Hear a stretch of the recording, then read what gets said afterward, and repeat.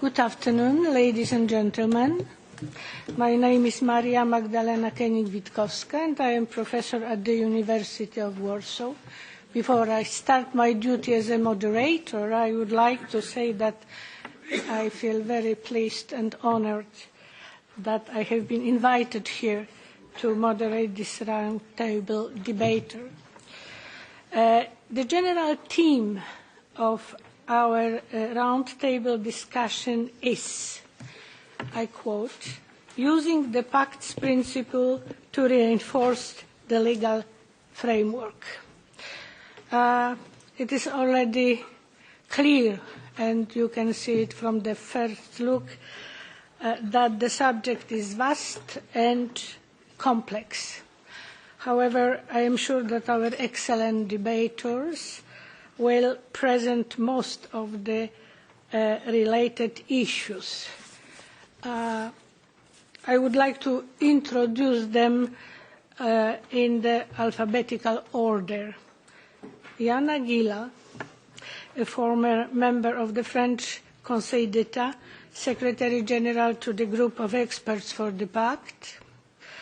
Lord Robert Carnwath, Judge at the United Kingdom Supreme Court. Juliane Cocotte, Avocat Général at the Court of Justice of the European Union. And Luc Lavriesen, Judge at the Constitutional Court of Belgium.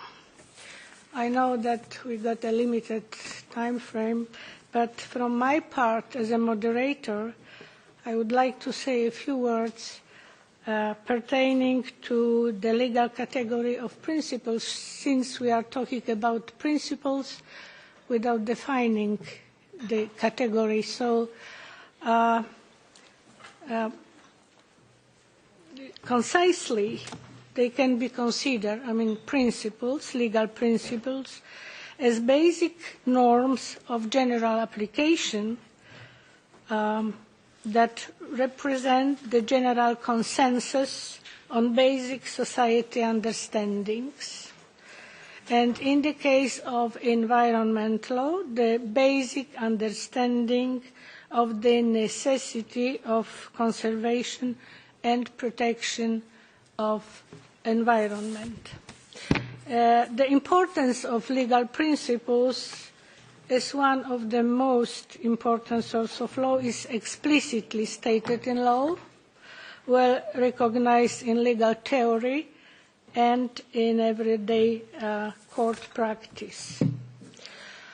In general, one can say that principles constitutes a skeleton of a legal system who keeps the integrity and consistency of a whole system and its particular elements in interreaction. From this perspective, unfortunately, international environmental law is characterized by a high level of proliferation and fragmentation, and therefore does not contribute to its effectiveness. In my opinion, the Pact will effectively fill in those gaps in the systemic approach to environmental law. And the Pact's principle will help in overcoming inconsistencies of environmental obligations under different legal instruments. And ending my remarks, I would say that Pact's principles with binding force will constitute a source of legal certainty. I hope I wouldn't take too much time.